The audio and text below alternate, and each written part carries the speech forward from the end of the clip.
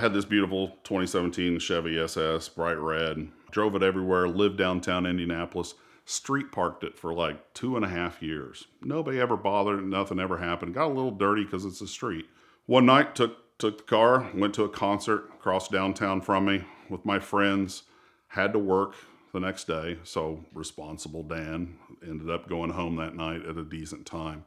Got home about midnight. At that point, I stayed up for a little while longer, watched a little TV before he went to bed. Probably went to bed about 1 o'clock. It was December, so it was nice and cold outside. Went to bed, woke up the next morning, went out to go to my car to start it for the morning, and it wasn't there. This was about 7 o'clock in the morning. That morning, we'd had snow start about 5 a.m. And when I went out to the parking spot, there was no snow there. So sometime between that 1 and 5 a.m. period, the car just disappeared. My keys were still with me. The car was locked, right? Have no idea how it went. First thing I do is pull up the Chevy app, try to find a location. It's offline. Can't see anything. It's gone. So I immediately, like I should, first call I make is to my best friend, Travis Bell, instead of my insurance company. Call him. He's like, what are you talking about? I was like, I parked it out front. Is this some kind of... Is it a joke? Is it a prank? What's going on? How could my car be gone, right? You'd think modern security, push button start. How could it be gone? At that point, called the insurance company. Insurance company was great. You know, I have a very good, reputable insurance company that took care of it. They have a 10-day policy. They have a policy. If they don't recover your car in 10 business days, they will pay you out. So at that point, I'm a guy that recently, in the year or two before that, got myself a divorce, looking to save some money, right? It's a pretty big car payment. At that point, I'm kind of like, should this thing get recovered, right? I worked with the insurance company. We did the estimate, and a year before that, I tried to potentially trade it in, right? To get something a little different, something more affordable in my budget. Banks were like, nah, you're way upside down. Not going to happen. Car value sucks. Well, that was before COVID. COVID came along and skyrocketed everything. A car I bought for $45,000 2 years and 40,000 miles later was now worth $10,000 more than I originally purchased it for. And here, being a year and a half later, I've paid down quite a bit of the loan.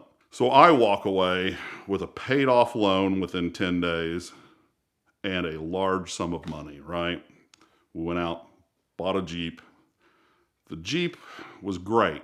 Jeep started out great. Drove it back from the Carolinas. It sounded great, looked great. It's an immaculate truck. And then we started doing a stereo modification to it, put a stereo in it. We started finding things. The Jeep wasn't what it was. At the Jeep, we started digging through the glove compartment. We're finding drag strip receipts. We're finding dyno pulls. And we're finding switches that do things to the vehicle. So that vehicle quickly turned into a nightmare vehicle. It was very cursed. It's moved on in its life at this point. But 6 months later, out of the blue, I get a phone call from the IMPD, and they are like, hey, do you have a stolen Chevy SS? And I was like, yeah, I do. It's red. He's like, okay, I looked you up, and it's the only one in Indianapolis that's stolen. I was like, and he's like, frankly, it's the only one in Indianapolis that's ever been registered and stolen in our system. I was like, wow, okay. He's like, do you happen to, I see in the report you said you still have the keys. Do you still have those keys today? I was like, yeah. He's like, well, I think I found your car. Can you bring the keys? And I was like, where are you at? He's like, I'm at such and such address. And I'm like, dude, you're 2 miles away. Should I walk? Or should I come down in the Jeep? So I immediately called Travis, gave him an update. This guy, Travis Bell, lives 12 to 15 minutes away from this location. I live 2 miles away. He made it there before I did. I pull up now, here's Travis. We're all together. When we show up, it is a rough area. The cop's there on a shots fired call, just looking through the alley to see who's shooting off shots. It's known as a very rough area, The police officer, hey, I'm a big fan of these cars. I was going to buy one. I knew that was not a Chevy Malibu, which is what the plates on it said it was, right?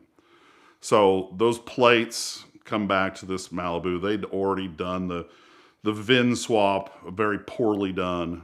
Broke the window. They've done quite a few fun weekend nights in the middle of an intersection somewhere with this car at this point. And I've been paid out. 6 months before this, I've been paid out. I'm good. I'm square. The car isn't mine. And I'm like, here's the keys, officer. Well, and of course, Travis told the famous story of the present he left for me, which still hangs in my living room to this day. We're talking to the police officer, and a few minutes later, a small child comes out of the building right behind where the car's sitting. This kid comes out, and he's like, what's going on? He's acting pretty dumb. Cop asks him a few questions, and, kid comes back with this, well, it's my Uncle Tom. And it's like, come on, kid. Like, really? And it turns out in the picture that Travis found, that kid was in that picture. So dad, who was in possession of the car possibly, was in that home asking the child to come out and figure out what was going on with his car. So to this day, we haven't met Uncle Tom. He could probably figure out where I live if he wanted to come talk to me. But, that's the world we live in, right? I'm glad he had fun for 6 months with my car, right? It was a cheap rental for him. Hopefully he moved on and he got himself something even better. But that car at this point is somewhere in Ohio. One of our VINwiki users and watchers have seen this car is stolen, updated its profile online. Now it includes all the information about when it went to Copart, when it went to the dealership to get sold, and somewhere out there now is my Chevy SS being driven by a new owner. So I hope they're enjoying it. It's got a little street cred at this point. Do I want another Holden? One of these days, possibly. I think I get in a position in my life where I don't need just a daily driver. I still live in an apartment in a big city with unsecured parking. Already got one stolen. It's a lot to take care of. And like I said, the value of mine from the insurance, you can't go out and buy one today. You can't go buy a Chevy SS with low miles and good condition for a decent price, right? For what I'm willing to spend on it. Do I think I'll have another performance car in the future? Yeah, I think there'll be some point where I do. My life right now says minivan and dogs. Between cannonballs and rallies and car treks, I've been on well over 100 road trips, but one of the things that I always see is that nobody else is terribly prepared. And this is not just a jab at Freddie, but generally people don't bring the tools, the supplies, and the things they need to make it all the way to the destination of their road trip. And so I decided, after building kind of the kit that I take between cars for the long drives I go in unreliable vehicles, as the ultimate road trip survival kit. And you'll find a link in the description below to an Amazon shopping cart of the things that I think you need in order to get there and get there without a tow bill attached to it. So check it out now, buy what you think you want, let me know in the comments what I left out, and we'll try to keep refining it so we can build the ultimate road trip survival box.